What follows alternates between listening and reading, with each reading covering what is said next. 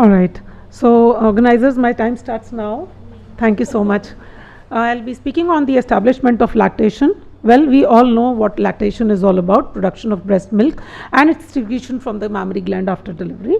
We also know about the structure of breast has got the alveoli, the ductules. The alveoli are separated by the Cooper ligament, are interspersed by the fat and the connective tissue.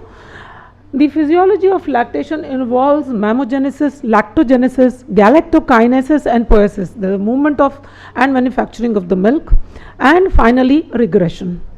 Now coming to the mammogenesis, very important, that is the growth of the ducts and the lobulo-alveolar system, and this will start from the birth to the puberty and will continue in the pregnancy.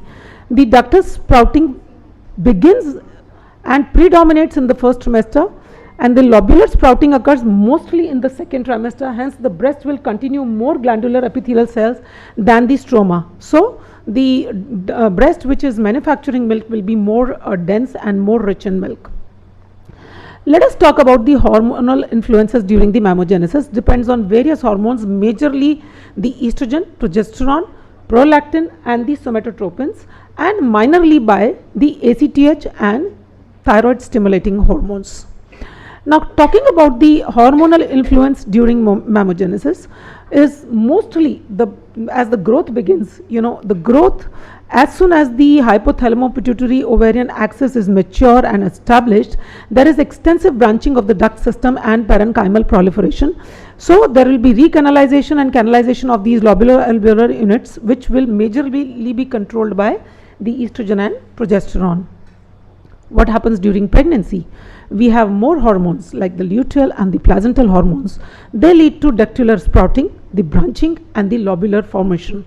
The estrogens and progesterones will lead to increased growth of alveoli sized lobes, whereas the estrogen will stimulate the milk duct systems to grow, differentiate and will cause deposition of fat, which is essential. Prolactin increases the growth and differentiation of alveoli and the ductular system. Talking about the types of lobules, starting from the type 1, which is the virginal lobule, to type 4, which is majorly attained in late pregnancy with the breast milk. These are the 3 types of lobules which are highlighted here, type 1, 2 and 3. You can see the type 3 and the type 4 are rich in the lobules and are ready to manufacture and transport milk. Talking about the stage 1, it occurs somewhere in mid-pregnancy. That is why you have women coming and complaining of, the serous discharge and, increase in the size of their breasts. This is majorly initiated into, by the prolactin, which stimulates the mammary secretory cells to produce milk. Insulin and serum growth factor will cause the stem cells of the gland, and presence of cortisol will cause the formation of alveoli. And insulin and serum growth factor is definitely required for the induction of milk synthesis. Further differentiation will be inhibited by high levels of progesterone. So there will not be any uninhibited differentiation and increase in size. Prolactin is a very important hormone, and it exerts its effect through the receptors for initiation of milk secretion, which will further be carried out by the suckling reflex. So it stabilizes and promotes transcription of mRNA. It will stimulate synthesis of lactalbumin, which is a regulatory protein of the lactose synthetase enzyme system. It increases lipoprotein activity in the mammary gland. Also, in conjunction with estrogen and progesterone, it will attract and retain immunoglobulin A immunoblasts. Estrogen will further enhance prolactin production by 10 to 20 folds by the mid-pregnancy, and this will be regulated by human placental lactogen, which is inhibitory. This is it's inhibited by prolactin inhibitory factor under the control of catecholamines in the hypothalamus. That is why whenever the lady has stress, she will not be able to produce milk to the optimum level. Coming to the lactogenesis stage 2, it starts from late pregnancy to the day 8 of after delivery. Is triggered by rapid drop in progesterone levels after the placental delivery. It requires presence of elevated levels of prolactin, cortisol, insulin, growth hormone and parathyroid hormones to facilitate mobilization of nutrients and minerals. And finally, there will be a switch from the endocrine to an automatic mode, that is the autocrine control. Coming to the various pathways for milk secretion by mammary epithelial cells, I will not go into the details. The steps are the exocytosis, reverse pinocytosis, apical transport finally, and then transcytosis, and then there are paracellular pathways. Talking about the movement of the milk, that depends on the suckling reflex. The galactokinesis is because of the contractile action which will express milk from the alveoli into the ducts. This contraction is brought about by the action of oxytocin, and milk letdown or ejection reflex is what it is called. It is inhibited by if the woman is having any psychic conditions, she is having pain or in stress or has breast engorgement. Oxytocin causes ejection of milk from the alveoli gland by contraction of the myoepithelial cells into the ductules. Now during suckling you have various reflexes that are set up, which is the ascending impulse from the nipple and areola. There is this thoracic sensory afferent neural arc that is developed, and from there is paraventricular and supraoptic nuclei of hypothalamus that are involved.